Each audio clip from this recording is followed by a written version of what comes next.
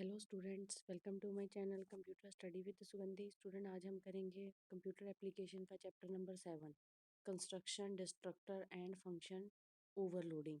Student, construction, destructor and function overloading क्या करते हैं? हमारे वेरिएबल्स में इसको क्या करते हैं? ऑब्जेक्ट के अकॉर्डिंग यूज़ करते हैं। इसमें हमारे पास क्या है? जो भी हमारे पास ऑब्जेक्ट के डिफ़ॉल्ट वैल्यू होती है और उसके जो जो डाटा मेंबर होते हैं वो क्या करते हैं? जीरो से इनिशियलाइज करते हैं। और हमारे जो ऑब्जेक्ट मैनुअल होते हैं उसको हम क्या करेंगे? डिफाइन करेंगे कंस्ट्रक्शन में। और इसी तरीके से जो भी डाटा मेंबर इनिशियलाइज करेगा जीरो को, तो वो क्या करेगा? हमारे ऑब्जेक्ट के डिफ को ऑब्जेक्ट एंड कंस्ट्रक्शन को इनिशियलाइज करेगा। और हमारे जो ऑब्जेक्ट है वो ऑटोमेटिकली क्या करेंगे? इस पे वर्किंग करेंगे। अगर किसी सिचुएशंस में हमारे पास जो भी हमारे पास एरेज के ऑब्जेक्ट हैं अगर उसको हैंडल किया जाए, तो अगर वो एग्जीक्यूट नहीं हो रहे हैं तो हम क्या करेंगे? उसके जो कोड होते हैं उनको हम क्या करेंगे? ऑब्जेक्ट में क्रिएट करेंगे।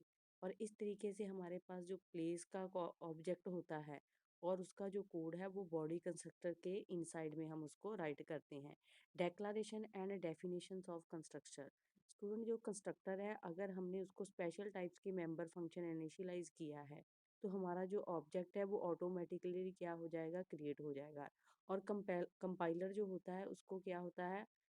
आइडेंटिफायर हो जाता है कि हमारे जो भी हमने मेंबर गिवन किए हुए हैं फंक्शन के कंस्ट्रक्शन में, उनकी जो वैल्यू है वो क्या करेगी? नेम एंड रिटर्न टाइप है। और इसी तरीके से जो कंस्ट्रक्टर की सेम नेम होते हैं वो क्या करते हैं? क्लास को रिटर्न वैल्यू नहीं टाइप करते। इसी तरीके से स्टूडेंट, जब भी हमारे पास इस कंस्ट्रक्टर को हमने अपने प्रोग्रामिंग में करना तो सबसे पहले हम क्या है? क्लास जो है वो टेम्परेरी लेंगे। इसके अंदर हमारे पास क्या आ जाएंगे? Private member. प्राइवेट मेंबर के बाद हम क्या करते हैं? पब्लिक। पब्लिक में हम क्या है?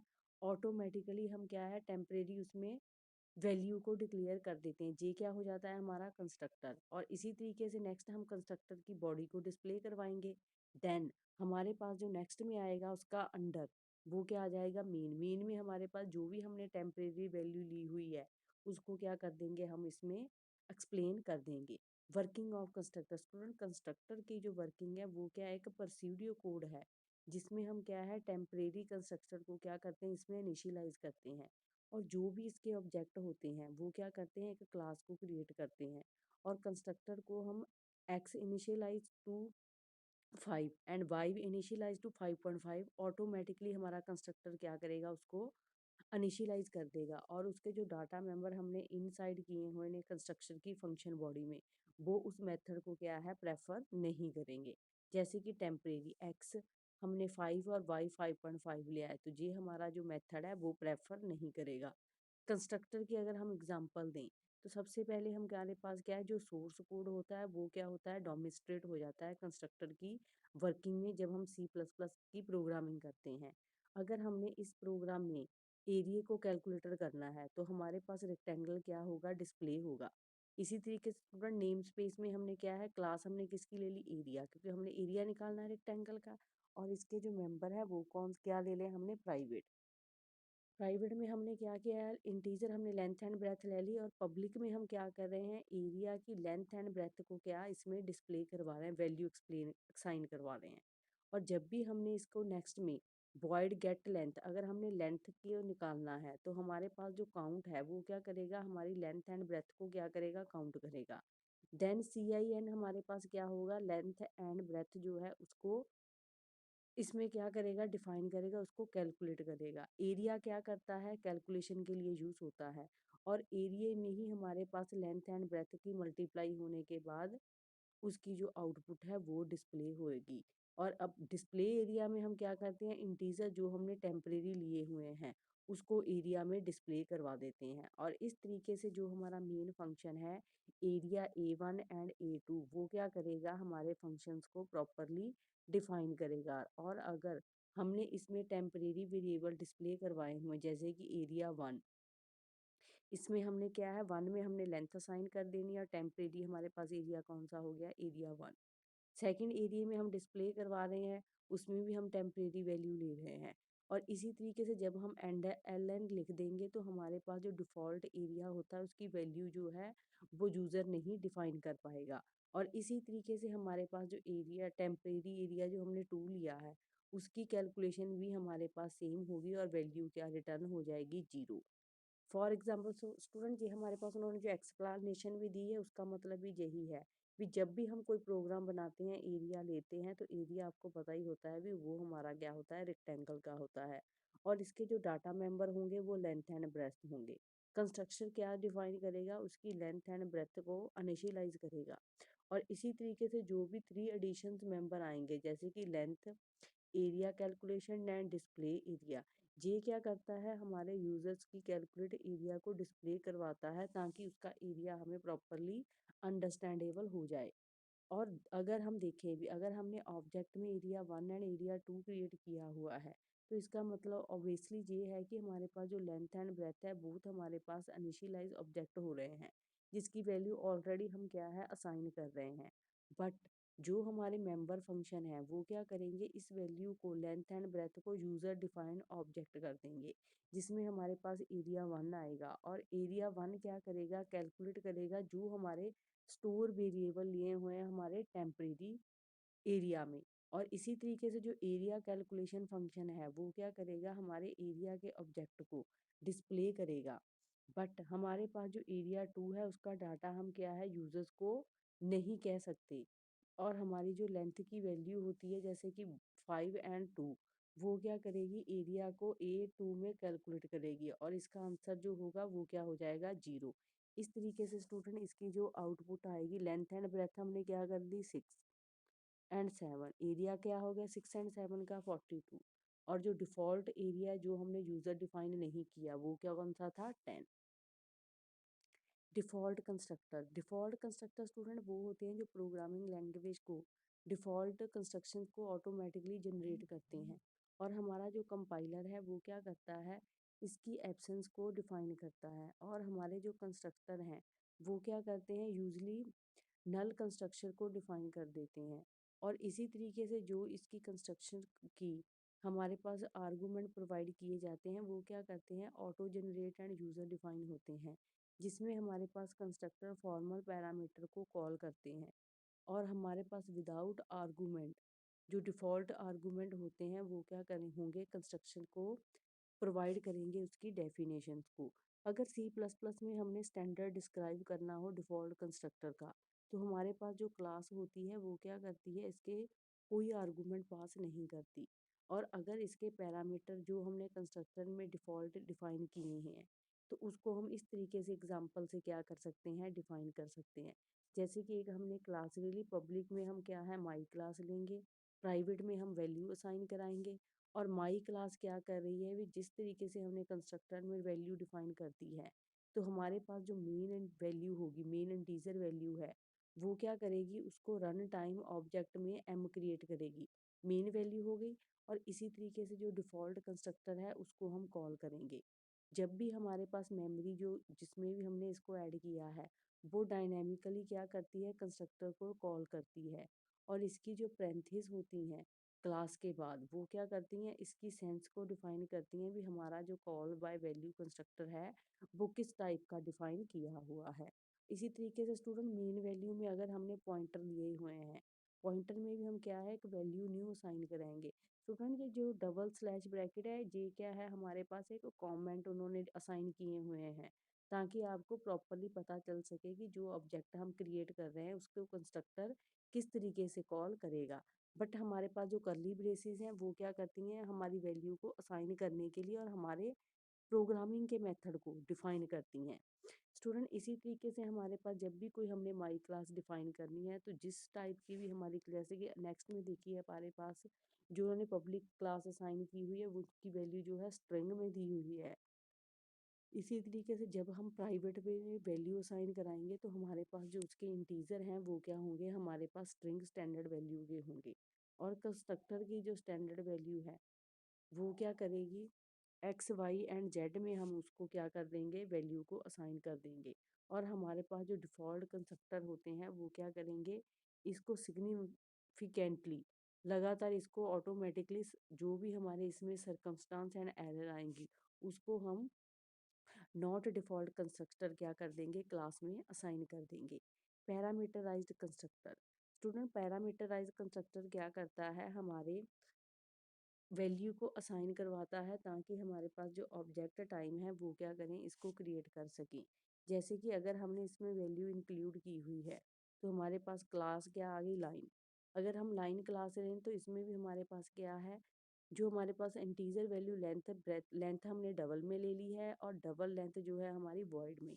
तो हमारे पास जे कंस्ट्रक्टर क्या करेगा, डबल लेंथ को वैल्यू असाइन करवाएगा और इसके जो डबल लेंथ है वो क्या करेगी, ऑब्जेक्ट को क्रिएट करेगी लेंथ में। तो लेंथ जो करती है वो क्या करती है, हमारे डबल ऑब्जेक्ट को सेट करती है ताकि हमारे पास जो लेंथ वैल्यू है वो डबल लाइन के साथ क्या हो जाए, उसको वैल्यू असाइन करे और हमारी जो वैल्यू को वॉइड में क्या करेगी, वैल्यू को रिटर्न करे ताकि हमारा जो मेन फंक्शन प्रोग्राम है उसमें हम जो भी लाइन वैल्यू को असाइन करवाएंगे तो वो हमारी वैल्यू को अनिशियलाइजली सेट कर दे ताकि हमारी जो लेंथ है वो अगेन हमारे पास एक्चुअल वैल्यू के साथ क्या होती रहे, डिफाइन होती रहे। और लेंथ लाइन क्या करती है, हमें जो हमारी वैल्यू रिटर्न वैल्यू होती है उसकी लेंथ के अकॉर्डिंग हमें रिजल्ट डिफाइन करती है। स्टूडेंट लास्ट में देखो जो इसकी आउटपुट दी हुई है, जैसे कि कोड कंपाइल करता है तो हमारे पास जो भी ऑब्जेक्ट क्रिएट हो, जैसे कि लेंथ हमने 10 ली है, लेंथ लाइन भी हमारे पास 10th है और लेंथ लाइन नेक्स्ट हमारी कौन सी है, 6। इस तरीके से हमारी जो आउटपुट है वो वैल्यू को असाइन करेगा value. Default copy constructor. Student default copy constructor क्या है, ये भी हमारे पास ऑब्जेक्ट को इनिशियलाइज करता है जिसमें हमारे पास अनदर टाइप का जो ऑब्जेक्ट होता है वो सेम होता है। सपोज अगर हमने कोई प्रोग्राम इनिशियलाइज किया है, इसमें हमारे पास 3 ऑब्जेक्ट हैं और वो सभी सभी क्या कर रहे हैं, सम वैल्यू जो हमारी ए टू में क्या है, वैल्यू को कंटेन कर रहा है। बट हमारे पास जो परफॉर्म, जैसे कि जी उन्होंने एक वैल्यू का दिया हुआ एरिया, उन्होंने क्या ले लिया 1 2, इसमें हमारे पास उन्होंने 2 और 1 क्या कर दी, वैल्यू असाइन करवा दी। और एरिया 3 क्या कर रहा है, 2 को असाइन कर रहा है। तो इसी तरीके से हमारे पास जो डाटा का कंटेंट है वो क्या हो जाएगा, कॉपी हो जाएगा और इसमें नो कोई भी हमारे पास एडिशनल कंस्ट्रक्टर की ज़रूरत नहीं पड़ेगी। Dynamic initialising using constructor. Student dynamic क्या करता है, हमारे पास जब क्लास डिक्लेरेशन होती है तो उसके जो डाटा मेंबर वेरिएबल्स होते हैं वो क्या करते हैं, हमारे प्रोग्राम को एग्जीक्यूट करते हैं। किसके थ्रू, पॉइंटर के थ्रू। और इसी तरीके से जो इनिशियलाइज डाटा होता है वो डायनामिकली यूज करता है। तो हमारे पास जब भी इसके इनिशियलाइज मोड आएंगे तो वो क्या करेंगे, कंस्ट्रक्टर को ओवरलोड करेंगे और पॉइंटर वेरिएबल को आर्गुमेंट एंड कंस्ट्रक्टर पास करवाएंगे। अगर हमने डायनामिक इनिशियलाइज ओवरलोडिंग कंस्ट्रक्टर के एग्जांपल के थ्रू इसको हमने डिफाइन करना हो, जिसमें हम प्रो पॉइंटर भी यूज़ कर रहे हैं, तो हमारी जो वैल्यू है, अगर हमने क्लास में सिटी को डिफाइन किया है तो वो क्या करेगा, हमारी सिटी में हमारे पास क्या क्या आ जाती है, सिटी, स्टेट एंड कंट्री। और पब्लिक में वो क्या करेगा, सिटी, स्टेट एंड कंट्री को वैल्यू असाइन करेगा और एक साथ में वो क्या कर लेगा, नल वैल्यू ले लेगा। अगर वो डिस्प्ले करेगा तो करैक्टर हमारे पास क्या है, मल्टीप्लाई हो रहा है लाइन में। और सिटी हमारे पास सिटी एंड में लाइन हो रही है और जो स्टार कॉपी है वो क्या करेगी, सिटी एंड सिटी के नंबर्स को वो असाइन करवाएगी। और स्टेट वैल्यू हमने क्या ली हुई, ऑलरेडी नल ली हुई है, इसमें हमने कोई भी वैल्यू असाइन नहीं करी।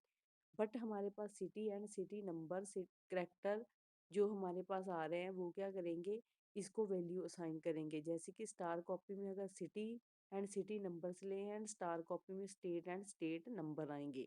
बट हमारी कंट्री में क्या है, वैल्यू हम कोई भी असाइन नहीं कर रहे हैं। तो हमारे पास क्या होगा, जो सिटी के और स्टेट के एंड कंट्री के हैं उसकी जो फास्ट आर कॉपी होगी वो क्या करेगी, उसको वैल्यू असाइन करेगी। और इसी तरीके से इसको हम underscore F S star copy के साथ क्या करते हैं, वैल्यू को असाइन करवाते हैं। वॉइड में हमारे पास क्या होगा, हम इसको डिस्प्ले करवाएंगे कि हमारी सिटी में कौन कौन सी वैल्यू जो है असाइन हो रही हैं और स्टेट एंड कंट्री में भी। लास्ट में हम क्या करेंगे, उसको एंडल कर देंगे ताकि हमारी वैल्यू जो है इसमें फिनिश हो जाए। नेक्स्ट में आप देखिए हमारे पास क्या है, उन्होंने सिटी असाइन कर दी है मुंबई। नेक्स्ट नागपुर महाराष्ट्र, 3 में उन्होंने नैंडेड महाराष्ट्र एंड इंडिया और 4th में उन्होंने वैल्यू क्या कर दी है, असाइन।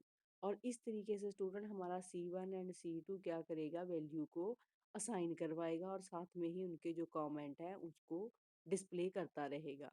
द क्लास डिस्ट्रक्टर क्या है स्टूडेंट, इसमें हमारे पास जो भी डेफिनेशन एंड करेक्टरिस्टिक होती हैं वो क्या करती हैं, डिस्ट्रक्टर स्पेशल मेंबर फंक्शन को क्लास में एग्जीक्यूट कराती हैं जब हमारे ऑब्जेक्ट एंड क्लास स्कोप के बाहर हों। तो इसके जो डिलीट एक्सप्रेशन होते हैं वो अप्लाई होते हैं पॉइंटर टू ऑब्जेक्ट में, और ऑब्जेक्ट क्या करता है, हमारी क्लास को असाइन करवा देता है। और डिस्ट्रक्टर जो है वो क्या करते हैं, हमारे सेम नेम एंड क्लास को प्रीफिक्स करते हैं। और इसके जो टिल्ड वो क्या होता है, ना तो हमारी वैल्यू को असाइन करवाता है ना ही हमारे पैरामीटर को।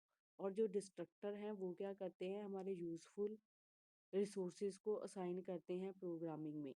और हमारे पास जो भी losing and file releasing memory होती हैं वो क्या होती हैं, इसमें असाइन हो जाती हैं। और स्टूडेंट इसको अगर हम एग्जांपल के थ्रू इसलिए डिफाइन करते हैं ताकि आपको को प्रॉपरली कंस्ट्रक्टर का और किसी भी मेथड का फॉर्मूला जो है वो पता चले भी किस तरीके से हमने इसकी कंस्ट्रक्टर की प्रोग्रामिंग करनी है। और इसमें जो मेंबर्स हैं हम ले रहे हैं फंक्शन मेंबर, वो हमारे ऑलमोस्ट सेम ही होते हैं। और इसकी जो वैल्यू है वो क्या होती है, अकॉर्डिंग टू हमारी स्टेटमेंट एंड अकॉर्डिंग टू हमारी रिक्वायरमेंट असाइन होती रहती है। और हमारे जो जो भी लेंथ ब्रेथ हमने इसमें सेट की होती हैं कंस्ट्रक्टर में, वो ऑटोमेटिकली क्या है, हमारा कोड कंपाइलर इसको रीड करता रहता है और उसके ऑब्जेक्ट को वो क्या करेगा, हमें डिफाइन करवाएगा आउटपुट में। Function overloading in C plus plus student, overloading declaration क्या करती है, डिक्लेयर करती है सेम नेम को। और इसके जो डिक्लेयर डेक्लारेशन स्कोप होते हैं वो क्या करते हैं, हमारी डिफरेंट आर्गूमेंट को डिफरेंट डेफिनेशन वैल्यू प्रोवाइड करवाते हैं। इसमें जो भी मल्टीपल डेफिनेशंस होती हैं वो same function and same scope को क्या करेंगी, डेफिनेशन फंक्शन में डिफरेंट करेंगी। और इसके जो मेंबर फंक्शन होते हैं वो आर्गूमेंट करते हैं ताकि जो हमारा ओवरलोड फंक्शन डेक्लारेशन है वो रिटर्न वैल्यू टाइप से डिफरेंट हो। फॉर एग्जांपल हमारे पास एक फंक्शन उन्होंने क्या है, प्रिंट करना है, प्रिंट डिफरेंट डाटा टाइप्स में। तो इसमें भी हमारे पास जो क्लास प्रिंट डाटा टाइप है उसको हम पब्लिक वॉइड में हम उसको क्या करेंगे, वैल्यू असाइन करेंगे। और इसी तरीके से हमारे पास जो प्रिंट वैल्यू होती है वो क्या करेगी, प्रिंटिंग में उसको फ्लोट भी लेगी और करेक्टर भी लेगी। और हमारा जो मेन फंक्शन है डाटा टाइप का वो क्या करवाएगा, हमारे प्रिंट को प्रिंट इंटीजर में प्रिंट करेगा। और हमारे पास जो प्रिंट ऑप्शन है वो क्या करेगा, फ्लोट वैल्यू को भी कॉल करेगा। और जो करेक्टर है वो, जैसे कि हमने अगर character hello C plus plus लिया हुआ है तो वो उसको भी असाइन करेगा। हमारे पास इस तरीके से थ्री जो कोड कंपाइलर एग्जीक्यूट करेंगे हमारे रिजल्ट को। प्रिंटिंग में हमारे पास 5 आएगा, फ्लोटिंग में हमारे पास 500.263 एंड करेक्टर हमारे पास कौन सा हो जाएगा, hello C plus plus. Step involved in finding the best match student, जब भी हमारे पास कोई भी डिलीटिंग ऑब्जेक्ट का प्रोसेस हम क्रिएट करते हैं तो हमारे पास जो भी क्लास के इंस्टांस होते हैं वो कंस्ट्रक्टर मेथड को कॉल करते हैं। और हमारे पास जो कंस्ट्रक्टर के सेम नेम होते हैं वो क्या करते हैं, टाइप जो भी रिटर्न डाटा टाइप होती है उसके डिस्ट्रक्टर नेम को डिफाइन करेंगे ताकि हमारे पास जो टेंट फॉन्ट है वो क्या करे, इस वैल्यू को एग्जीक्यूट करे। अगर हमारे पास कोई भी class not equipped and constructor हो तो वो क्या करेगी, कंपाइलर एंड कोड को जनरेट नहीं करेगी। और इसका जो इम्प्लिसिट डिफॉल्ट कंस्ट्रक्टर है वो क्या करता है, सेम क्लास मेंबर को डिफाइन करता है। और हमारे पास जो वर्चुअल मेंबर हैं वो क्या होते हैं, इनिशियलाइज एंड यूज होते हैं वर्चुअल टेबल में। क्लास क्या करती है, हायरार्की होती है, और कंस्ट्रक्टर क्या करते हैं, उसके बेस क्लास को डिफाइन करते हैं। और इसमें जो इनिशियलाइज लिस्ट होती है वो क्या करती है, मेंबर एंड क्लास को डिफाइन करेगी। और जो कंस्ट्रक्टर ऑर्डर मेंबर होंगे वो क्या करेंगे, हमारे ऑर्डर को इनिशियलाइजेशन में अवॉइड कन्फ्यूजन में डिफाइन कर देंगे। और जो डेवलपिंग होती है इसमें क्या होती है, डीबगिंग। डीबगिंग क्या है, हमारे पास सी प्लस प्लस के एप्लीकेशन